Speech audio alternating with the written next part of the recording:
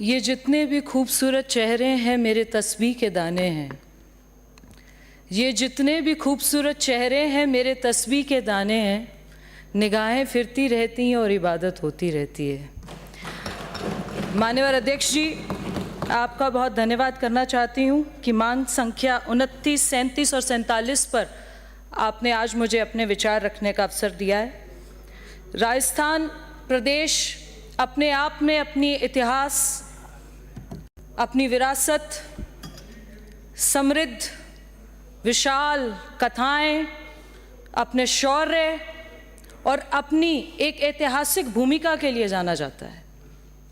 आज इस सदन में जब हम बात रख रहे हैं, जो हिंदुस्तान का मरकज़ है, 3 ऐसे विषय जो हिंदुस्तान के मरकज़ में अपनी बहुत बड़ी भूमिका देते हैं: चिकित्सा, आस्था और गौ माता। ये एक ऐसा मिश्रण है जो हिंदुस्तान के अपने एक विचार में, अपनी सांस्कृतिक कला में, अपनी सामाजिक भागीदारी में बहुत बड़ी हिस्सेदारी देते हैं। तो आज इस अद्भुत मिश्रण पर आपने मुझे अपने विचार रखने का अवसर दिया है। मैं आपका धन्यवाद करना चाहती हूँ। मेरे से पूर्व सभी सम्मानित विधायकों ने बहुत शानदार तरीके से, चाहे विपक्ष में हो चाहे पक्ष में हो, कई तरह के सुझाव रखे हैं। एक बात बार बार आ रही थी कि सभी को गौ माता की सेवा करनी चाहिए। बिल्कुल करनी चाहिए। गौ माता हमारे लिए सर्वोप्रिय है, सर्वोच्च है, पर उसमें जाति, धर्म, मजहब का क्या लेना देना है? ये तो मानव मनुष्य का कर्म है, ये तो इंसानियत का कर्म है। आपको एक इंसान होने के नाते, एक मनुष्य होने के नाते, एक मानव होने के नाते गौ माता की सेवा करनी चाहिए, किसी धर्म और जात में डालकर नहीं। इसका एक बहुत बड़ा उदाहरण आपको देती हूँ। ब्रज मेवाड़ क्षेत्र से आती हूँ। पिछले कुछ दिनों से, कुछ महीनों से, सालों से हम सुनते थे कि मेवात में गौ हत्याएं बहुत हो रही है, गौकशी के बहुत सारे मुद्दे सामने आते थे। आज वही ब्रज मेवात का क्षेत्र है और वही मेव समाज के सरपंच हैं जो एकजुट होकर गौकशी ना हो, गौ हत्या ना हो, एकजुट होकर पंचायत करते हैं। ये वही मेवात का क्षेत्र है जिस ब्रज को, जिस मेवात के क्षेत्र को, जिस ब्रज मेवात को आपकी सरकार ने जर्जर कर दिया था, बंजर कर दिया था।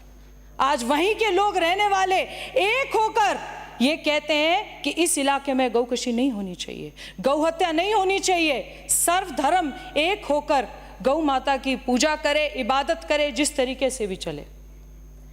मेरे से पूर्व बहुत सारे विधायकों ने हर तरह की बात रखी। जब देवभूमि की बात आती है, देवस्थान की बात आती है, तो ब्रज का नाम अपने आप सामने प्रकट हो जाता है। जो कामा नगरी है वो 4 युगों की नगरी है। 84 कोस, 84 मंदिर, 84 कुंड, 84 खंबे एकजुट होकर ऐसी नगरी है जिसका एक संरक्षण मेवात अपनी तहजीब और संस्कार से भी करता है। जैसे कि हम देखते हैं कि जो देवस्थान विभाग है, एक अध्यक्ष जी, आपके माध्यम से माननीय मुख्यमंत्री जी का धन्यवाद करना चाहती हूं कि इस सदन में तकरीबन 15 साल बाद देवस्थान विभाग की मांग रखी गई। ये 15 साल बाद, ये हमारी सरकार का, माननीय मुख्यमंत्री जी का एक विजन है, एक डिजिटल इंडिया में इंक्लूड करने का विजन है कि जहां पर 15 साल बाद देवस्थान विभाग, जो इतना राजस्थान प्रदेश के लिए इतना महत्वपूर्ण विभाग है, जहां राजस्थान की धरती पर, इस जमीन पर इतने मंदिरों की, इतने देवालयों की हम बात करते हैं और 15 साल से उसकी मांग इस सदन में नहीं रखी गई, तो ये आप हमारी गत सरकार की विचार को इन्हीं बातों से समझ लीजिए। जितने रजवाड़े शासक रहे, उन्होंने जो मंदिर बनाए, आज़ादी से पूर्व जो मंदिर बने, सभी की रख रखाव, देखभाल, उनकी मलकियत की खैर मकदम करना, खिदमत करना देवस्थान विभाग का बहुत बड़ा कार्यभार है। देवस्थान विभाग की एक अपना बहुत व्यापक रूप में वो अपने आप को पेश करता है। करोड़ों हजारों करोड़ों की संपत्तियां हैं। ना केवल राजस्थान में पर पूरे देश भर में देवस्थान विभाग की संपत्तियां हैं, पर उनकी क्या दिशा है, किस हिसाब से वो चल रहे हैं, मैं थोड़ा ध्यान आपका आकर्षण उस पर करना चाहूंगी। जैसे जयपुर घराना, जो जयपुर घराना के मंदिर हैं जो वृंदावन में हैं, उनके पास बहुत ज़मीन है, उस पर अतिक्रमण हुआ है। ऐसे ही जयपुर में जो बलदेव जी का मंदिर है जल महल के सामने, वहाँ पिछली सरकारों ने होटल आदि का निर्माण किया था, लेकिन वो सब व्यर्थ हो गए हैं। गलता के कॉरिडोर का निर्माण महाकाल और विश्वनाथ के तर्ज पे किया जा सकता है। जोधपुर में राय रणछोड़ भगवान का मंदिर है, उसकी संपत्ति, यहाँ बहुत सारे विकास कार्यों की संभावनाएं हैं। गुजरात के द्वारका धाम में बीकानेर राजघराने का मंदिर है, उसका पुनर्निर्माण करवा के उससे आप अच्छी आय देख सकते हैं, एक उदाहरण पेश कर सकते हैं। उसी प्रकार से उत्तराखंड में उत्तराकाशी का मंदिर है, वहाँ पर सभी अन्य असामाजिक तत्वों ने कब्जे कर रखे हैं, अतिक्रमण कर रखे हैं। मैं माननीय अध्यक्ष जी आपके माध्यम से एक यहाँ पर बहुत बड़ी बात रखना चाहती हूँ कि तकरीबन 7200 हेक्टेयर कृषि भूमि देवस्थान विभाग के अधीन मंदिरों में है, जिन पर आधे से ज़्यादा हेक्टेयर पे अतिक्रमण हुआ है। भू माफिया उन पे अतिक्रमण करते हैं। जो विभाग के अधिकारी है उनकी उदासीनता के कारण वहाँ पर किसी भी तरह का कोई भी कब्जा मुक्त कराने की कोई भी विशेष ध्यान नहीं दिया जाता। मैं आपके माध्यम से इस मुद्दे को आपके सामने इस सदन में रखना चाहती हूँ।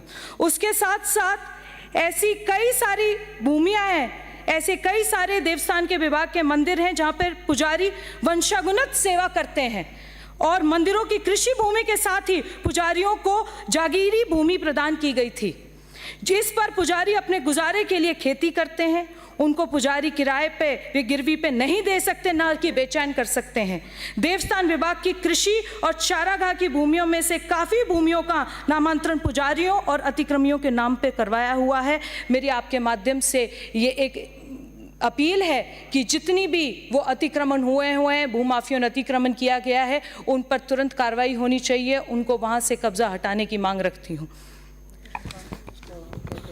मैं इस सदन में अपने ब्रज क्षेत्र से जो हमारे 84 मंदिर हैं, 84 खंबे हैं, 84 कोस है, वहाँ पर कामा कॉरिडोर के तहत एक विकास की बात रखने की यहाँ पर बात रखती हूँ।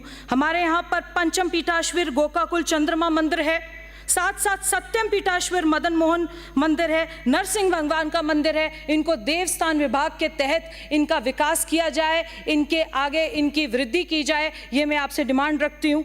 साथ में ही ये डिजिटल इंडिया का युग है।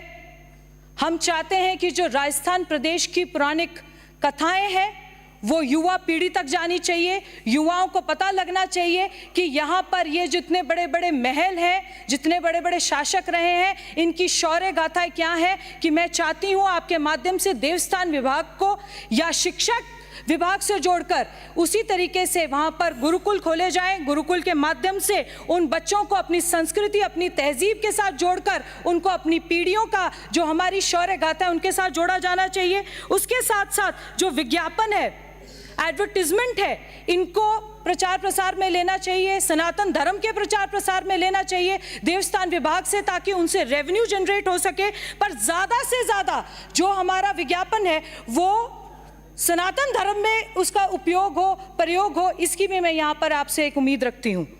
हमें बहुत सारे आध्यात्मिक केंद्रों का निर्माण करना चाहिए, जिनको हमें टूरिज्म डेवलपमेंट के साथ लेकर, देवस्थान को टूरिज्म डेवलपमेंट के साथ लेकर इनको आगे इनका निर्माण करना चाहिए। और मैं इसी माध्यम से आपके ये भी रखना चाहती हूँ कि अगर हम अपने गुरुकुलों का डिमांड करेंगे, गुरुकुलों को देवस्थान के साथ जोड़ेंगे, आयुर्वेदिक चिकित्सालयों को देवस्थान विभाग के साथ जोड़ेंगे, कला और पर्यटन को देवस्थान विभाग के साथ जोड़ेंगे, जो हमारा रेवेन्यू जनरेट हो सकता है, जो इतने सालों से किसी के माध्यम से नहीं हो पा रहा है, उनको हमें रेवेन्यू जनरेट करने का भी मौका मिलेगा। और इसके साथ साथ मैं अपने क्षेत्र की एक डिमांड रखना चाहती हूँ। हमारे यहाँ पर पशु विभाग से जो चिकित्सालय है उसमें ना तो कोई चिकित्सक है, ना ही कोई स्टाफ है। और आपके माध्यम से मैं ये उम्मीद रखती हूँ कि जो हमारे विभाग में आने वाले डॉक्टरों की नियुक्ति हो, ताकि जो जितने भी हमारे पशु हैं जो वहाँ पर उपचार अपना करा सकें। मैं आपके माध्यम से ये वो रखती हूँ। दूसरा मैं ये भी रखना चाहती हूँ कि आप देवस्थान विभाग के सारे आसपास के आपके विभागों के साथ, शिक्षा विभाग, कलाकृति विभाग, पर्यटन विभाग और इनके रेवेन्यू के साथ इसको जोड़कर रेवेन्यू जनरेट करने का सोचें, ताकि जो नई पीढ़ी है, नई पीढ़ी जो इस प्रदेश की है, वो अपनी गाथाओं को समझ सके और आगे चल सके। धन्यवाद।